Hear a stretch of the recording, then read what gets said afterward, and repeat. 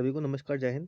इससे पहले वाली जो वीडियो थी उसके अंदर हम इसको कंटिन्यू नहीं कर पाए थे लाइव की वजह से, नेटवर्क का इशू था। तो अब इसमें थोड़ा बता देते हैं। देखिए 69,000 की बात कर रहे हैं हम, जिला आवंटन की बात करेंगे, ओवरलैपिंग की बात करेंगे और एमआरसी की बात करेंगे। आज आपने देखा होगा न्यूज़पेपर में कटिंग आई थी जिसकी वजह से बहुत ज़्यादा प्रॉब्लम हो रही थी, तो उसी को दूर करने के लिए वीडियो बना रहे हैं और आपको ये आगे भी हेल्प करेगी। आपके छोटे भाई बहन होंगे या फिर आपके पड़ोस में कोई होगा तो उनको भी आगे हेल्प करेगी, आप उनको समझा पाएंगे। देखिए भर्तियाँ जो होती है ना, वो 3 प्रकार की होती हैं। पहला टाइप ऐसा होता है कि उसके अंदर आप एग्ज़ाम देते हैं, एग्ज़ाम होने के बाद आप सेलेक्ट होते हैं। सेलेक्ट होने के बाद आप जिस भी पद पर सेलेक्ट होते हैं वो पोस्ट सेम रहती है। मतलब वो एग्ज़ाम जो होता है वो केवल एक ही तरह की पोस्ट के लिए होता है। वो ऐसा नहीं होता है कि उसमें आपकी फर्स्ट रैंक आ रही है तो आपको कोई और पोस्ट मिल रही है, आपकी लास्ट रैंक आ रही है तो आपको कोई और पोस्ट मिल रही है। वो सारे के सारे एक ही पोस्ट के लिए होता है। फॉर एग्जाम्पल लेखपाल है, पटवारी का एग्ज़ाम आपने दिया तो उसके अंदर वो टाइप 8 है, जहाँ पर आपने क्या किया कि आपने एग्ज़ाम दिया। एग्ज़ाम देने के बाद पोस्ट सारी एक है।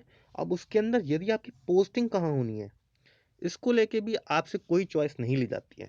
आपसे नहीं पूछा जा रहा है कि आपको कहाँ लिया जाएगा, कहाँ रखा जाएगा, कहाँ भेजा जाएगा।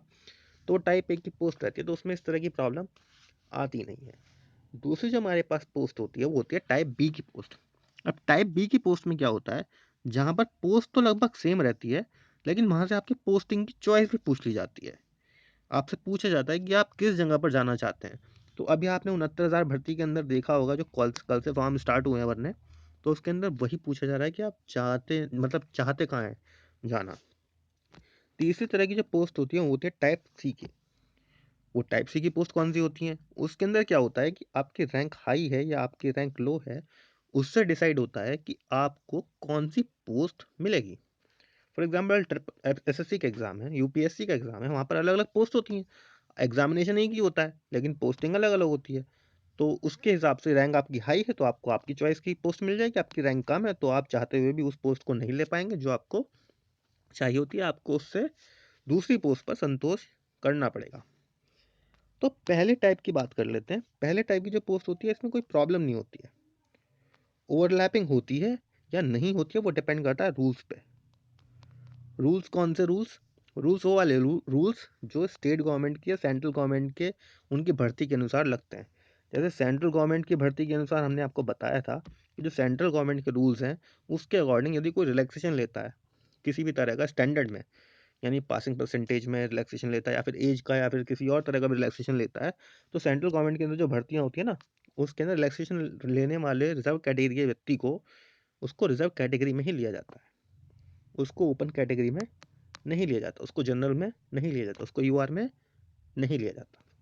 वहीं दूसरे जो स्टेट्स हैं, जो हमारे देश के 28 अलग अलग राज्य हैं, उनके अंदर हर राज्य का अपना अलग रूल है। कहीं पर ले लेते हैं, कहीं पर नहीं लेते हैं। राजस्थान में और केरल में और गुजरात में नियम है कि यदि किसी ने रिलैक्स स्टैंडर्ड पे सिलेक्शन लिया है तो वहाँ पर वो नहीं जा सकते हैं।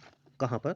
यूआर के सीट पर, वो जनरल की सीट पर नहीं जा सकते हैं। वहीं पे जो हमारा प्रदेश है उत्तर प्रदेश, उसके अंदर ऐसा कोई नियम नहीं है। 1992 तक था, 1992 तक था। 1992 के बाद क्या हुआ कि वो नियम बदल दिया गया।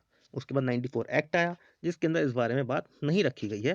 तो इस वजह से फिलहाल पॉलिसी कोई इसको लेकर नहीं है कि मतलब स्पेसिफिकली नहीं बोला गया है कि रिजर्व कैटेगरी का कैंडिडेट यदि रिलैक्स स्टैंडर्ड पे सेलेक्ट होता है तो उसको यूआर में लिया जाएगा या नहीं लिया जाएगा। स्पेसिफिकली नहीं बताया गया है। लेकिन जो डिफरेंट डिफरेंट कोर्ट के जजमेंट्स आए हैं इस बीच लेकर 1994 से लेकर अब तक, उसके अंदर यही देखने को मिला है कि यूपी के अंदर अगर किसी ओबीसी एससी व्यक्ति ने, मान लीजिए आप जो इस वीडियो को देख रहे हैं वो ओबीसी एससी हैं, उन्होंने टेट में छूट ले ली, उन्होंने किसी और तरह की छूट ले ली, उन्होंने एज में छूट ले ली, उन्होंने पासिंग परसेंटेज में छूट ले ली, तो उनको फिर यूआर की सीट पर ले लिया गया। ठीक है, तो ये देखने को मिला है पिछले 25-26 सालों के अंदर जो कोर्ट के अंदर जजमेंट्स आए हैं। दूसरी बी टाइप की जो पोस्ट है उसके अंदर क्या होता है, सेम पोस्ट होती है, पोस्टिंग चॉइस ली जाती है। 69,000 में हुआ है ऐसा, 68,500 में भी हुआ है। आपके जो आप जिससे जुड़े हुए हैं इसलिए बता रहे हैं। साथ में ओवरलैपिंग वाला मुद्दा जो हमने आपको अभी बता ही दिया है कि यूपी के अंदर ओवरलैपिंग तो होती है। यूपीपीएससी और यूपी ट्रिपल एससी के अंदर होती है नहीं होती है, वो उसके लिए आप प्रीवियस वीडियो हमारा देख लीजिए। वो 3 स्टेज रिजर्वेशन की वजह से थोड़ी अलग चीज़ हो जाती है। ठीक है, तीसरी टाइप हमारे पास सी टाइप की है। यहाँ पर क्या होता है, पोस्ट भी अलग, पोस्टिंग चॉइस भी ली जाती है। तो ये यूपीएससी की पोस्ट होती है, एसएससी की पोस्ट होती हैं। तो अब जो हम बता रहे थे इससे पहले में, एक हमने जजमेंट बताया था रमेश राम का जजमेंट, और एक जजमेंट हमने बताया था रितेश साहा का जजमेंट। ये 2 जजमेंट बताए थे। रमेश राम का जजमेंट जो है वो है यूपीएससी वाली भर्तियों के लिए, यानी ऐसी भर्तियों के लिए जहां पर आपकी रैंकिंग से आपकी पोस्ट पे फर्क पड़ता है। समझ रहे हैं बात को? जहाँ पे आपकी रैंकिंग हाई है तो आपको पोस्ट अलग मिल जाती है, रैंकिंग लो है तो पोस्ट अलग मिल जाती है। तो रमेश राम तो उसके लिए इम्प्लीमेंट होता है। रितेश शाह जो है आपके जैसे मुद्दे से मिलता जुलता है। वहां पर जो बात होती है वो क्या होती है, रमेश राम में जो बात होती है वो क्या होती है, दोनों इस वीडियो के अंदर बताएंगे। क्योंकि आप में से कुछ लोग आगे चल के पीसीएस की तैयारी करेंगे, आगे चल के यूपीएससी की तैयारी करेंगे, तो उनके लिए हेल्पफुल रह सकता है। साथ में आपके छोटे भाई बहन या फिर पड़ोस के अंदर कोई है तो आप उसकी भी भ्रांति दूर कर सकते हैं। देखिए, ज्ञान बांटने से बढ़ता है, इस बात का ध्यान रखिएगा। जब हम ज्ञान इधर से उधर प्रेषित करते रहेंगे, ज्ञान बढ़ाते रहेंगे, तो फायदा तो मिलना ही है, समाज को फायदा मिलता है उसका। अब एमआरसी क्या है, हमने आपको बताया था। ये रिजर्व कैटेगरी का कोई कैंडिडेट है, सपोज करिए हम ओबीसी हैं और हमने एज का रिलैक्सेशन ले लिया, यानी हमारी एज ज़्यादा थी या फिर हमारे पासिंग मार्क्स जो हैं वो कम थे, हम इनको लेके भर्ती में पार्टिसिपेट कर गए। उसके बाद फिर हम यूआर सीट पर आ गए, तो that is known as meritorious reserve category candidate in case of Uttar Pradesh only. UP के लिए है बस ये। और सेंट्रल गवर्नमेंट के अंदर क्या होता है, वहाँ नहीं होता। वहाँ अगर आप बिना रिलैक्सेशन के आएंगे, बिना एज रिलैक्सेशन के आएंगे, अपनी ही मेरिट से आएंगे, तब आप जाते हैं यूआर में। ठीक है, रिलैक्सेशन से आएंगे तो नहीं आएंगे आप, तब आप अपनी कैटेगरी में रहेंगे। तो वहाँ पर यूआर का कंसेप्ट अलग रहता है थोड़ा, वहाँ पे एमआरसी का कंसेप्ट थोड़ा डिफरेंट रहता है यूपी के कंसेप्ट से। यूपी के अंदर एमआरसी का थोड़ा अलग हिसाब किताब है। तो रिजर्व कैटेगरी कैंडिडेट्स जो है यूआर सीट्स में आ जाते हैं। तो ऐसी कई परिस्थितियां बन जाती हैं एमआरसी को लेके, जहाँ पर उनको नुकसान उठाना पड़ता है या फिर रिजर्व कैटेगरी को लाभ मिल जाता है। और यूआर का तो देखिए क्या बोले, जो रिजर्व कैटेगरी के लोग देख रहे हैं वो तो जानते ही होंगे क्या होता है। ठीक है, तो इसी पोस्ट के अंदर हम ये सारी बात करने वाले थे, लेकिन प्रॉब्लम ये है कि ये पोस्ट जो है फिर एक्सप्लेन नहीं कर पाते, क्योंकि इसमें एक्सप्लेनेशन चाहिए होता है। हमारे पास पेन टैब नहीं है, पेन टैब होता तो और ज़्यादा अच्छी तरीके से समझाते थे, क्योंकि मोबाइल की स्क्रीन पर लिख पाना पॉसिबल नहीं हो पाता है। ठीक है, ये हमारा यूट्यूब चैनल है और ये फेसबुक का चैनल है, मतलब पेज। ट्विटर के हैं, टेलीग्राम अकाउंट से ही है, यूट्यूब का चैनल है। ये तो हो गया। अब लिखने के लिए हमें कोई जगह चाहिए, कहाँ से ले वही जगह, यहाँ से ले लेते हैं। ठीक है, थोड़ा सा खाली स्पेस ले लेते हैं। ठीक है, ये मिल गया खाली स्पेस, थोड़ा छोटा है पर फिर भी कोई बात नहीं। ठीक है, लेट्स स्टार्ट। तो आप पहले यूपीएससी का जानना पसंद करेंगे कि यूपीएससी का? पहले यूपीएससी का जान लेते हैं। क्या बोल दिया यार, यूपीएससी का जान लेते हैं। यूपी उत्तर प्रदेश का मतलब बाद में देखेंगे। यूपीएससी का जान लेते हैं, रमेश राम का जजमेंट क्या है। ठीक है, हालांकि इसका आपका आपसे कंसर्न नहीं है, इसका 69,000 से नहीं है। क्यों नहीं है वो आप समझ जाएंगे। हालांकि कुछ लोग, कुछ ज्ञानी लोग रमेश राम को भी किससे जोड़ेंगे, 69,000 से जोड़ेंगे रमेश राम को भी। तो इस वजह से इस चीज़ का आपको ध्यान दिलाने के लिए कि रमेश राम क्यों नहीं है, आपको रमेश राम हमें बताना पड़ेगा। देखिए, हमारे देश के अंदर बहुत तरह की कोर्ट्स होती हैं। हाई कोर्ट के अंदर नॉर्मली हम सर्विस मैटर्स लेके जाते हैं। हाई कोर्ट के अंदर भी हमारे पास 2 तरह की बेंच होती है, single bench, division bench. Single bench जो होती है उसके अंदर सिंगल बेंच के मैटर्स ले जाते हैं, यानी हम किसी नोटिफिकेशन चैलेंज कर रहे हो तब। और डीबी के अंदर उस तरह के मैटर लिए जाते हैं जब हम रूल को चैलेंज कर रहे हो या फिर किसी पॉलिसी को या किसी सेक्शन को चैलेंज कर रहे हो, तो डीबी में जाते हो मैटर। ये रोस्टर है हाई कोर्ट का। सिंगल बेंच गलत जजमेंट देते, अपीलेट कोर्ट डीबी होती है, डीबी में चले जाते हैं। डीबी जजमेंट से आप सेटिस्फाइड नहीं होते हैं, उसके बाद आप एससी चले जाते हैं, वो अपीलेट कोर्ट है। एससी के अंदर भी फिर हमारे पास पिटीशन, फिर रिव्यू पिटीशन, फिर क्यूरेटिव पिटीशन, और भी बहुत सारी रेमेडीज होती हैं। तो ये हो गई बात हमारी। अब इनसे भी जो है मिस्टेक्स हो सकती हैं। तो ऐसे केस में क्या होता है, जब सुप्रीम कोर्ट की 2 अलग अलग बेंचेस से 2 अलग अलग डिसीजन आ जाते हैं ना, तो उस केस में इनके ऊपर एक कॉन्स्टिट्यूशनल बेंच बिठा दी जाती है, संवैधानिक पीठ। उसके अंदर जजों की संख्या ज़्यादा होती है, 5 हो सकती है, 7 हो सकती है, 9 हो सकती है। ये 5, 7, 9 ऑड नंबर्स में क्यों होते हैं, वो इसलिए होते हैं क्योंकि अगर इवन नंबर में रखेंगे, मान लीजिए 6 लोगों को ले लिया, तो 3 लोगों ने एक डिसीजन दे दिया, 3 लोगों ने दूसरा डिसीजन दे दिया, तो बात वहीं की वहीं रह जाएगी। इसलिए ऑड नंबर्स में ले जाते हैं। खैर, ये दूसरी बात हो गई।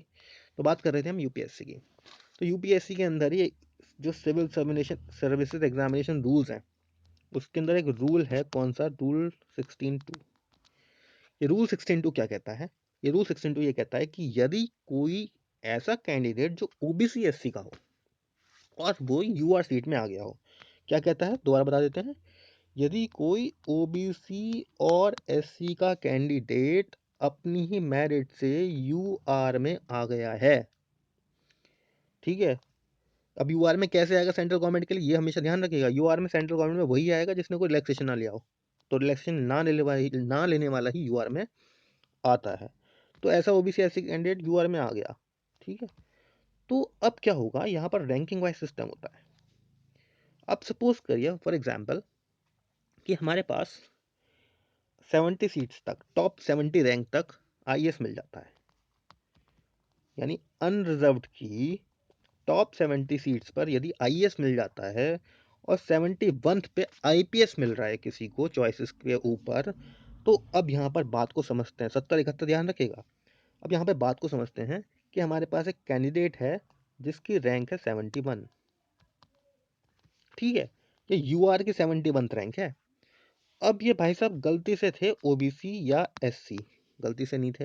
हर की गलती से ही होते हैं भाई, कोई डिसाइड थोड़ी करता है किसके घर में पैदा होना है, मानेंगे नहीं इस बात को। कोई पैदा अपनी खुशी से थोड़ी होता है कि मुझे ओबीसी के घर में पैदा होना है, मुझे एससी के घर में पैदा होना है, या फिर मुझे हिंदू के घर में पैदा होना है, मुस्लिम के घर में पैदा होना है, या फिर मुझे इस देश में पैदा होना है। किसी के हाथ में नहीं है भाई।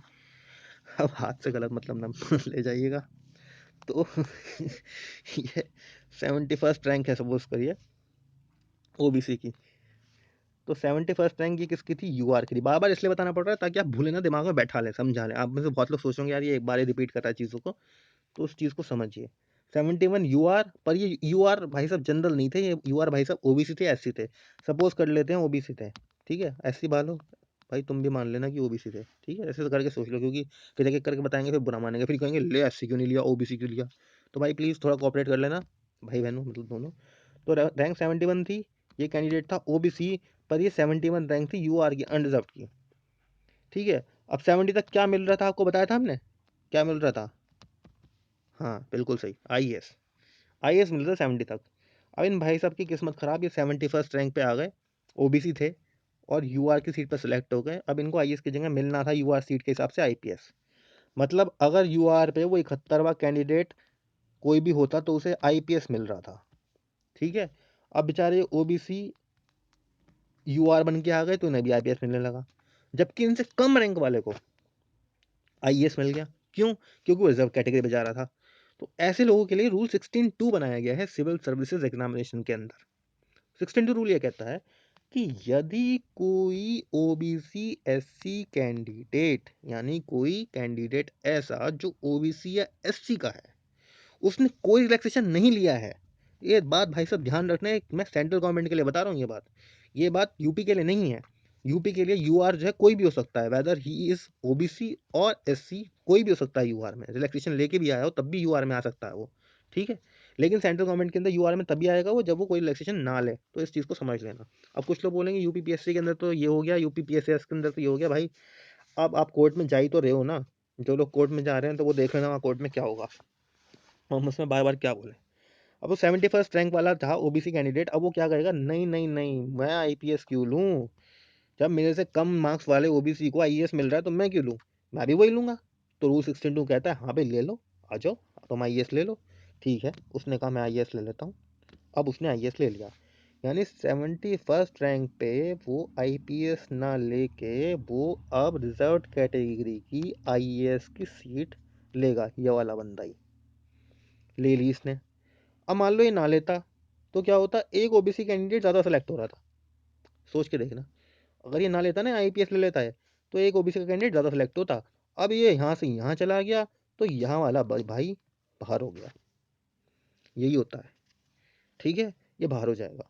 अब यहाँ पर किसको लिया जाएगा, यहाँ पर लिया जाएगा किसको, यहाँ पर लिया जाएगा यूआर के ही बंदे को, ठीक है। वो यूआर वाला बंदा ओबीसी एससी भी हो सकता है लेकिन उसने रिलैक्सेशन ना लिया हो कोई भी। और फिर से हम वही वाली बात बोल रहे हैं कि सेंट्रल गवर्नमेंट के लिए, स्टेट गवर्नमेंट के लिए हर स्टेट गवर्नमेंट में इंप्लीमेंट नहीं होता, केवल वहीं इंप्लीमेंट होगा जहाँ पे ये वाला रूल बना रखा है कि ओबीसी एससी वाले जिन्होंने रिलैक्सेशन लिया है वो जनरल में आ सकते हैं, वो यूआर में आ सकते हैं। जहाँ पे ये पॉलिसी बनी हुई है तो वहाँ पर तो उनको ले लिया जाएगा, जहाँ पर ये पॉलिसी नहीं बनी हुई है तो वहाँ पर उनको नहीं लिया जाएगा। समझ ना क्या कह रहे हैं, भावनाएं समझ जाना भाई, कॉम्प्लेक्स हो जाता है थोड़ा कभी कभी, ठीक है। तो ये वाली बात हो गई। तो ये जजमेंट है रमेश राम का यूपीएससी के लिए, ये 5 जजों की कॉन्स्टिट्यूशनल बेंच का डिसीजन था। और इसको दिया था चीफ जस्टिस ऑफ इंडिया के बालाकृष्णन ने। वो रिटायर हो रहे थे, रिटायरमेंट से पहले उन्होंने ये जजमेंट दिया था। तो उन्होंने बताया भी था 2005 या 6 पता नहीं, चलो जब की भी बात होगी कोई बात नहीं। तो ये 71st रैंक वाला मजे ले जाएगा आर्टिकल 16(2) की तरह। मजे मतलब यार समझ जाओ मजे किस तरह के। और यहाँ पर जो है कोई यूआर ही आएगा। यहाँ पर ये ऐसा नहीं होगा कि जो ओबीसी वाला बाहर हुआ बेचारा उसको ले लो यहाँ पर, ना भाई आजा तू इसकी वजह से बाहर हुआ है तो उसको हम यहाँ रख लेते हैं। ना ना ना, ऐसा नहीं होगा। उसको नहीं रखा जाएगा वहाँ पे भाई। उसकी जगह क्या रखा जाएगा, उसकी जगह नीचे वाले जो 72 वाला यूआर था उसे शिफ्ट कर दिया जाएगा ऊपर। आओ भाई मजे लो तुम भी। तो इससे क्या होगा, यूआर वाले को फायदा हो जाता है नीचे से आने पे। ठीक है, ये है रमेश राम जजमेंट। ये 69,000 भर्ती में according to me will not be implemented. ये नहीं होगा इम्प्लीमेंट। ठीक है, क्यों नहीं होगा, क्योंकि ये टाइप सी की जॉब्स के लिए है भाई, जहाँ पे रैंकिंग बदल जाती है तो जॉब भी बदल जाती है, मतलब पोस्ट बदल जाती है। ये टाइप सी की जॉब्स के लिए है। अब ये type A type B C जो है ये कहीं कॉन्स्टिट्यूशन में नहीं लिखे हुए, ये आपके समझाने के लिए बनाए गए। कभी आप कह दो ये सी टाइप की जॉब है, ए टाइप की जॉब है, ऐसा कुछ नहीं है। ये आपके समझाने के लिए ABC बनाया हमने, ताकि आपको कैटेगराइज करने से और जल्दी समझ में आ जाए। अब बात कर लेते हैं किसकी जजमेंट की, रितेश शाह की। इस जजमेंट को ढंग से समझ लेना, यह आपके लिए है। ठीक है, रितेश शाह जजमेंट, ये टाइप बी में फिट बैठता है। टाइप बी कौन सी भाई? हाँ, टाइप बी वही वाली। कौन सी वाली? वही वाली। कौन सी वाली? अरे वही वाली जिसके अंदर क्या होता है, पोस्ट सेम रहती है लेकिन पोस्टिंग चॉइस मिलती है। जैसे आपको मिल रही है, फॉर्म भर रहे हो ना, भरा नहीं जा रहा होगा पर किसी की OTP की प्रॉब्लम होगी मोबाइल की, खैर वो सब सॉर्ट आउट होंगी समस्याएं। वैसे 21 तारीख भी है, 21 तारीख को स्टे आ गया तो खत्म है सारा मामला। फिर करते रहना, मूल निवास चलेगा कि नहीं चलेगा, या फिर 2015 इन होगा कि नहीं होगा, तब करते रहना जो करना होगा। ना तो 2015 जो है बाहर जाने वाला है 22 दिसंबर तक, जो आ गया ना 22 दिसंबर, कौन सा 18 तक जो आ गया वही ना है, चाहे वो कोई भी हो। अब इसमें तुम अपने आप अंदाजा लगा लेना, यदि बैक वाला बंदा होगा तो अगर 22 से पहले मतलब सेफ जा रहा होगा, पास हो रहा होगा तो वो भी आ जाएगा, नहीं हो रहा होगा तो नहीं आ जाएगा। हमें तो पता नहीं बैक का रिजल्ट कब आया था। ठीक है, एक तो ये बात हो गई। EWS की बात भी कर लेते हैं। EWS में भी गुंजाइश है अभी कोर्ट के अंदर, क्योंकि रिक्रूटमेंट का नोटिफिकेशन कब आया है, वो आया है अभी हाल फिलहाल में। कब आया था? कल आया था। ठीक है, गाइडलाइंस भी कल आई थी, नोटिफिकेशन हालांकि परसों आ गया था। तो EWS वाली बात भी हो गई। चलो आ जाते हैं अपने टॉपिक पे। हम बात कर रहे थे रितेश शाह की। अब ये क्या मैटर है भाई, ये मैटर बिल्कुल हमसे मिलता जुलता है। कैसे मिलता जुलता है? फॉर एग्जाम्पल मान लो कि पूरे प्रदेश में 100 सीट थी, हालांकि 69,000 है पर for the sake of explanation ना 100 ले लेते हैं। इसके अंदर 50 हो गई हमारी यूआर की, 50 हो गई रिजर्व्ड। ठीक है, हालांकि यूआर की भाई सब 40 हो जाएंगी यदि EWS आया तो। खैर 50 ले लेते हैं फिलहाल, मान लेते हैं नहीं आ रहा है। 50 सीट ले ली। अब क्या हुआ, अब यहाँ पर हमारे पास 3 अलग अलग जगह हैं। 3 अलग अलग जगह कौन से लेते हैं? बढ़िया बढ़िया से शहर लेते हैं, बिल्कुल अच्छे अच्छे से। एक ले लेते हैं हम बाराबंकी। ठीक है, दूसरा ले लेते हैं हम लखनऊ। ठीक है, और तीसरा कौन सा लें? तीसरा ले लेते हैं हम गाजियाबाद। 2 पूरब के ले लिए, एक पश्चिम का ले लिया। हालांकि यहाँ तो उत्तर प्रदेश में ही बाराबंकी, लखनऊ, गाजियाबाद, तो 3 ले लेते हैं। ठीक है, अब हमारे पास 100 सीट हैं। हमारे पास हो गए हैं 300 लोग, जैसे 69,000 में ज़्यादा हो गए। अब यहाँ तिगने ले लेते हैं। लेकिन क्या होगा, जॉब तो 100 को ही मिलेगी ना। तो अब क्या होता है, इसके अंदर यूआर सीट बनाई हमने 50। अब हमने रैंकिंग शुरू की, 1 rank, 2 rank, 3 rank, 4 rank, 5 rank, 6 rank, 50 rank, आ गए 50 रैंक तक आ गए। ओके, अब हमारे जो रैंक 50 वाले भैया थे वो हमारे भैया थे SC वाले। चलो SC ले लेते हैं भाई, OBC वाला पिछले में, SC वाला इसमें, देखो कितने मजे हैं। और जनरल वालों तुम तो कहीं नहीं जाते तो तुम्हारा नाम लेने से फ़ायदा ही क्या है। तो SC वालों को ले लेते हैं। तो 50 सीट्स हैं, कलर बदल देते हैं इसका, अच्छा लगेगा। बदल गया कलर, ठीक है। 50 सीट्स, ओके। अब 50th रैंक पे हमारे SC भाई आ गए। ठीक है, अब क्या हुआ, अब इनसे चॉइस पूछी जा रही है। 3 है मान लो, वैसे तो हमारे प्रदेश में 75 चॉइस है, पर 3 ले लेते हैं for the sake of explanation. अब हमारे 50 वाले SC भैया जो हैं वो लेना चाहते थे, वो थे कहाँ के, लखनऊ के। ठीक है, वो लेना चाहते थे लखनऊ। पर हुआ क्या कि वो लखनऊ नहीं ले पाए और उन्हें मिल गया बाराबंकी। अब ऐसा क्यों हुआ? ऐसा इसलिए हुआ कि जिन्होंने वो एग्ज़ाम कराया था वो बुद्धिमत्ता का बहुत बड़ा परिचायक थे, और उन्होंने पूरी सीट के अंदर पहले 50 सीट भरनी शुरू की यूआर की। तो उन्होंने जब 50 सीट यूआर की भरनी शुरू की तो उन्होंने टॉप के यूआर के 50 लोग ले लिए और उन्हें 50 सीटों में डाल दिया। सपोज करो हमारे बाराबंकी के अंदर 20 सीट थी, हमारी गाजियाबाद के अंदर 20 सीट थी, 20 तो नहीं है अब तो 2 ही हैं, फिर भी खुश हो जाओ 20 मान लो, और हमारी लखनऊ के अंदर 10 सीट थी। तो अभी क्या है, ये 50 की 50 सीट हमारी तीनों के लिए भर दी गई। 20-10-20 गुजर पुचड़ हो रहा है स्क्रीन पे भाई, क्या करें, पेन टैब नहीं है यार, पेन टैब होता तो लॉकडाउन में तो मज़ा आ जाता, रोज़ फिर एक वीडियो बनाते हैं, ऐसे तो मज़ा ही नहीं आता बनाने में, ना आप इतना समझ पाते, जो ध्यान लगा के सुन रहा होता है बिल्कुल वही समझ पाता है इसके अंदर। तो चलिए, हाँ तो हम कहाँ थे, हम पहुँच गए थे लखनऊ से बाराबंकी। हमारे एससी भैया ये वाले लखनऊ की बजाय बाराबंकी पहुँच गए क्योंकि इन्हें यूआर सीट में ले लिया। इतने महान थे हमारे मेरिट बनाने वाले लोग, और वो जो सॉफ्टवेयर बनाने वाले लोग थे, जो एल्गोरिथम लगाने वाले लोग थे, वो इतने महान थे, उन्होंने इन एससी भैया को भेज दिया लखनऊ। अब जो इनसे नीचे वाले रैंक पे था, 51वीं रैंक पे, तो वो तो 50 की ज़्यादा होगी और 51 की कम होगी, तो सिंपल सी बात है ना। मान लीजिए आप थे, आपके 70 नंबर थे, हम थे, हमारे 65 नंबर थे, पर आप 70 नंबर लाके भी लखनऊ नहीं ले पाए, बाराबंकी पहुंच गए, और हम कम नंबर लेने के बाद भी पहुंच गए लखनऊ, क्योंकि अब फीलिंग स्टार्ट हुई रिजर्व कैटेगरी की, तो रिजर्व कैटेगरी में हमें मिल गया ये। तो अब प्रॉब्लम क्या हुई, यही समस्या आई थी रितेश शाह वाले केस में, सेम प्रॉब्लम आई थी, सिमिलर प्रॉब्लम। तो वहां भी सेम चीज की गई थी, क्या चीज की गई थी, जैसे 68,500 में कर दी गई, यही तो हुआ था वहां पे। पहले यूआर भर ली गई सारी, फिर ओबीसी भरना शुरू किया, एससी भरना शुरू किया, तो यही प्रॉब्लम हुई थी। अब रितेश शाह में भी यही किया गया, बंदे पहुंच गए कोर्ट, भाई क्या कर रहे हो, गलत करोगे तो कोर्ट ही पहुंचा जाएगा। अब कोर्ट पहुंच गए, तो कोर्ट पहुंचने के बाद कोर्ट ने क्या ऑर्डर दिया पता है, कोर्ट ने ऑर्डर दिया यूआर की सीट रैंकिंग में आपने 50 रैंक वाले को, जबकि वो एससी था, आपने उसको उसकी चॉइस ना देकर, उसे आपने लखनऊ ना देकर, उसे आपने बाराबंकी पहुंचा दिया, है ना, यही तो किया आपने, लखनऊ ना देकर आपने उसे बाराबंकी पहुंचा दिया, जबकि उससे कम मार्क्स वाले एससी को आपने पहुंचा दिया लखनऊ। तो भाई ये तो गलत कर दिया ना आपने। तो उसमें रितेश साहब में सुप्रीम कोर्ट ने क्या बोला, हालांकि वो हाई कोर्ट से होता हुआ सुप्रीम कोर्ट पहुंचा था जजमेंट, सुप्रीम कोर्ट ने बोला कि भाई ये तो गलत कर रहे हो आप, ऐसा नहीं कर सकते आप, आपको इस बंदे को आपको एससी की सीट पर भेजना होगा। अब एससी की सीट पर भेजने में फिर एससी में भाई साहब घमासान, क्या घमासान, इस 50th रैंक वाले को मान लो 27 ओबीसी थे, और मान लो 21, हालांकि 22.5 भी बोलते हैं कुछ लोग, 21 मान लो एससी थे। अब जब इसको एससी सीट पे भेजा गया, तो एससी सीट में 21 से 22 भेज दिए गए, तो जो लास्ट वाला था भाई साहब उसे डरा गया, मैं तो बाहर हो जाऊंगा, मुझे तो बाहर कर देंगे ये, अब क्या करें इसका। तो कोर्ट ने क्या ऑर्डर दिया, कोर्ट ने ऑर्डर दिया कि इसको तो आप यहाँ पे लो, और नीला रंग, जय भीम वाला ही रंग ले लेते हैं, जय भीम, जय भारत। अब क्या किया, ये जो बाहर हो गए थे ना बंदे, कोर्ट ने बोला इसको आप इसकी जगह पे लो, किसकी जगह पे, 50 वाली पे। समझ रहे हो आप कितना बेहतरीन जजमेंट था ये।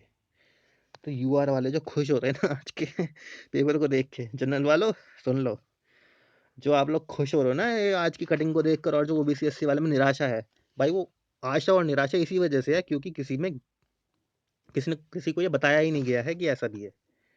तो भाई साहब ये खेल है, 50 वाला जब इधर जाएगा ना, तो इसकी वजह से जो बाहर होगा वो यहाँ आएगा, समझ लेना इस बात को।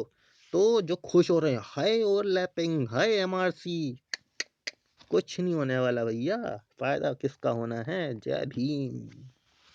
ठीक है, तो ये है रितेश शाह का जजमेंट।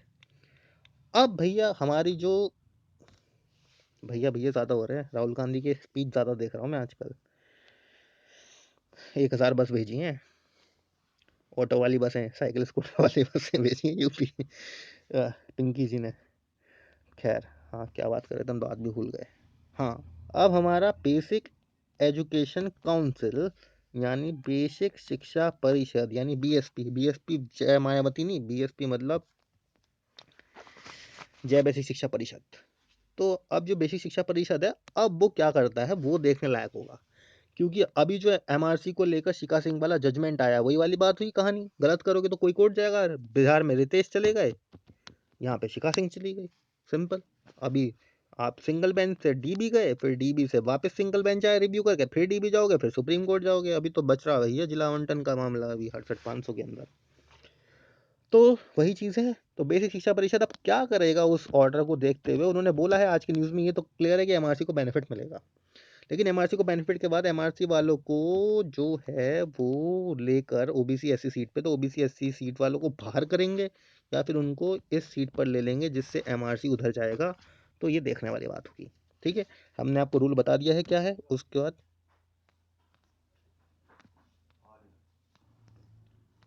अब आपके ऊपर है कि आप इसको कैसे लेते हैं, किस तरीके से देखेंगे उसको, वो आपके ऊपर है।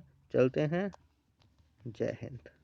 और हाँ, आप फेसबुक पर हमारी पुरानी पोस्ट देख सकते हैं, टेलीग्राम पे पुरानी पोस्ट देख सकते हैं, जिससे आप थोड़े लाभान्वित हो सकते हैं। और आपकी पोस्ट से ही हमें जो है ये मोटिवेशन मिलता है कि हम आपको सही बात समझा सकें। धन्यवाद।